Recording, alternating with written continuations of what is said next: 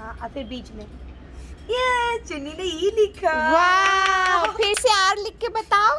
फिर से आर लिखो चुन्नी आर। एस लिखा गया। ई आर यहाँ पे ऐसे नहीं। टू कैसे लिखे थे चुन्नी? टू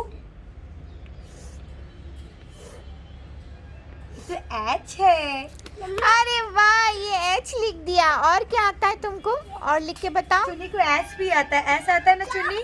चौक हम तक देखो चौक। चुन्नी एस लिख के दिखा तो। खिड़की बना रही हो? चुन्नी एस लिखो एस। अच्छा आइसक्रीम वाला सी।